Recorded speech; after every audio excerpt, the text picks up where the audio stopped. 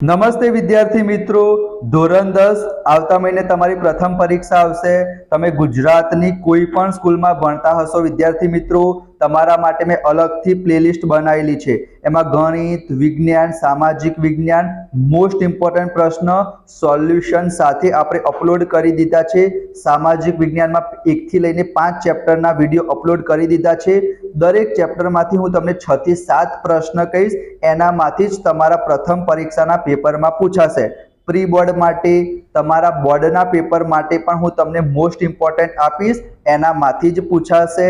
આ ચેનલ તમારા માટે ખૂબ જરૂરી છે, તમારા સપોર્ટની પણ મને જરૂર છે, તો ફટાફટ વિડીયોને લાઈક કરી દો, ચેનલને હમણાં વિદ્યાર્થી મિત્રો સબસ્ક્રાઇબ જરૂર કરી દેજો।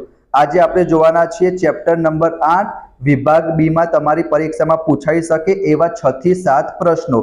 તમે શું કરશો વિદ્યાર્થી મિત્રો, સાથે સાથે સ્ક્રીનશોટ લેતા રહેજો જેથી તમે પછી પણ વાંચી શકો।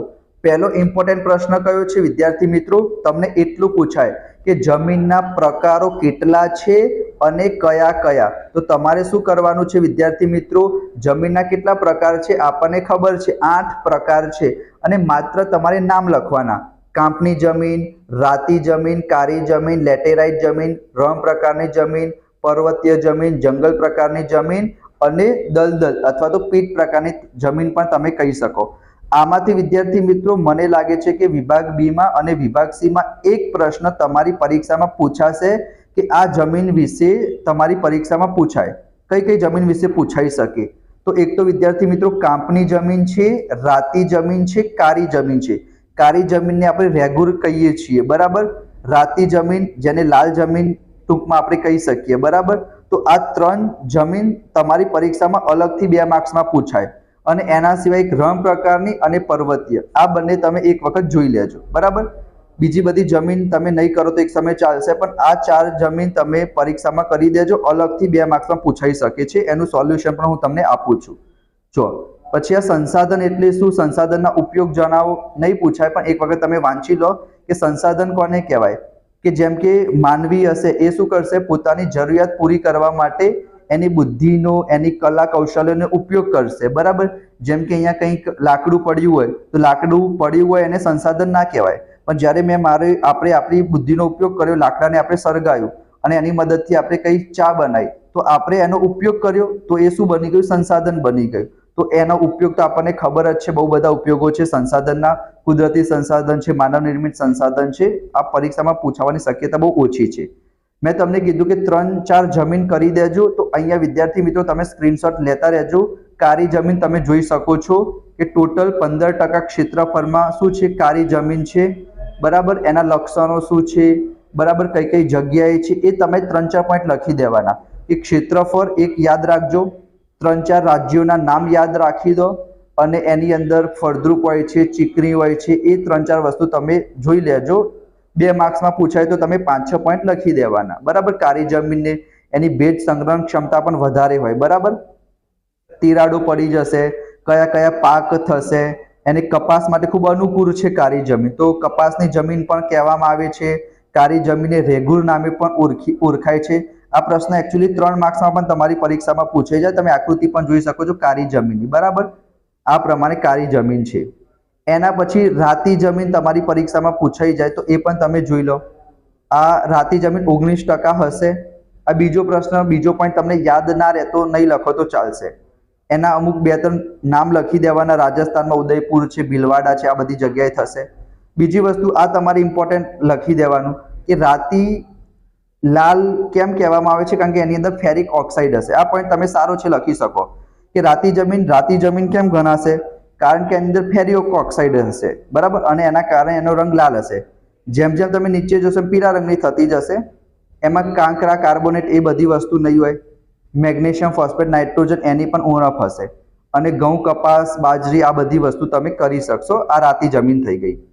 એના પછી કાંપની જમીન તમે જોઈ શકો, એ 43%, મતલબ સૌથી વધારે કાંપની જમીન કહી શકાય કે 43% ક્ષેત્રફળમાં કાંપની જમીન છે, બરાબર। કાંપની જમીન હશે તો કાંપની બનેલી હશે, એમાં પણ કઠોળના પાક થશે જેથી તમે નાઇટ્રોજનનું પ્રમાણ વધારી શકો, ઘઉં, ડાંગર, શેરડી આ બધું તમે ઉગાડી શકો છો।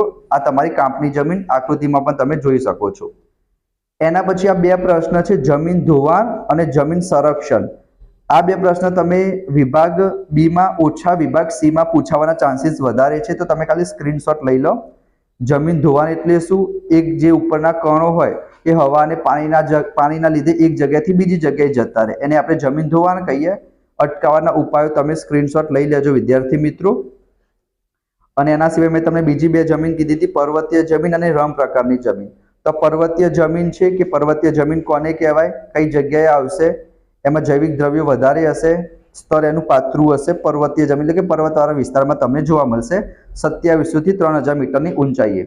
અને રમ પ્રકારની જમીન તો તમને ખબર જ પડે, અહીંયા તમે જોઈ શકો છો રણ હોય ને રમ પ્રકારની જમીન કહેવાય.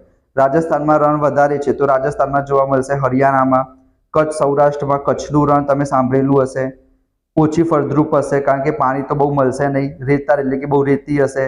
સિંચાઈની સગવડ હોય તો તમે જુવાર અને બાજરીનો પાક કરી શકો, બરાબર. તો આ રમ પ્રકારની જમીન, 4 પ્રકારની જમીન મેં તમને કીધી, કાંપની, કાળી, રાતી, રમ પ્રકારની, પર્વતીય 5. તો આ 5 વિશે તમે થોડીક માહિતી કરી લેજો, એક પૂછાવાના ચાન્સીસ સૌથી વધારે છે એના માટે.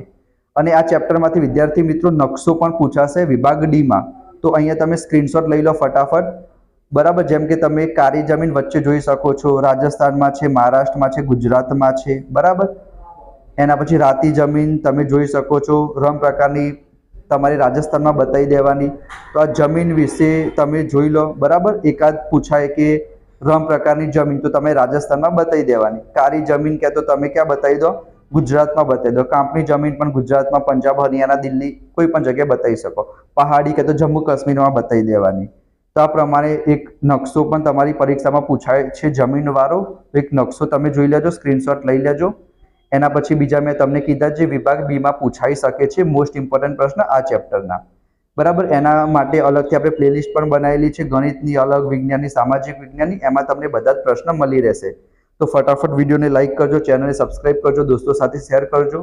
મળીશું આપણે નેક્સ્ટ વિડીયોમાં. ત્યાં સુધી જય શ્રી કૃષ્ણ, રાધે કૃષ્ણ, જય હિન્દ, જય Bharat. Thank you so much.